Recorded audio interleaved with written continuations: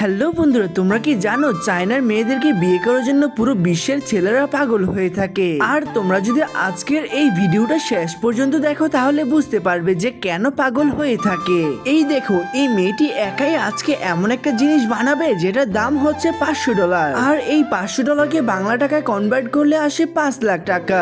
তাহলে কেই বা না চাইবে যে তার বউ 5 লাখ টাকা একদিনে ইনকাম করুক। প্রথমে তো এই মেয়েটি জঙ্গল থেকে অনেকগুলো ঝিনুক কুড়িয়ে নিয়ে আসে, তারপর সেই ঝিনুকগুলোকে সুন্দর করে কাটিং করে আজকে রাতের মতন কাজ করা বন্ধ করে দেয়। কালকেই দেখতে পারবে তোমরা আসল খেলা যে এই ঝিনুকগুলো দিয়ে কি করলো।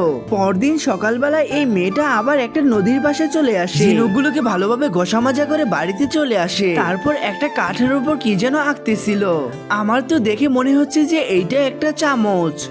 আমার মনে হয় যে ভিডিওর শেষে আমরা সবাই দেখতে পারবো যে এটা কি বানাচ্ছে। মেয়েটা তারপর পেন্সিলের দাগের উপর দিয়ে সুন্দর করে কাঠগুলোকে দুইটা ভাগে ভাগ করে নেয়। এরপর কাঠটাকে সুন্দর করে নিখুঁত ভাবে কাটতে থাকে।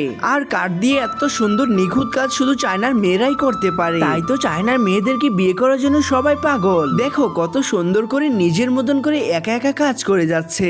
আরে আরে, আমার তো এটা দেখে মনে হচ্ছে যে এটা একটা একতারা। মেয়েটা যেহেতু 2 দিনে কাজ করবে তাই মেয়েটা 2 দিনে 2টা বানাবে, আর 2টাই বিক্রি করতে পারবে 10 লাখ টাকা। মেয়েটা এই নিখুঁত কাজের জন্য শুধু 10 লাখ টাকা তো আমার মতে কম হয়ে যায়। আরে এটা তো একটা চিরুনি, এই চিরুনির দাম বুঝি 5 লাখ টাকা। বাপরে বাপ, চায়নার মেয়েদের কত ডিমান্ড। আচ্ছা আচ্ছা, এইবার বুঝতে পেরেছি। এবার এইটাকে উপর দিয়ে সুন্দর করে আস্তে আস্তে কেটে নিবে। তাহলে ভিডিওর প্রথমে ঝিনুকগুলো দিয়ে কি করবে? এইরকম ভিডিও দেখতে চাইলে পার্ট 2 এর জন্য কমেন্ট করো।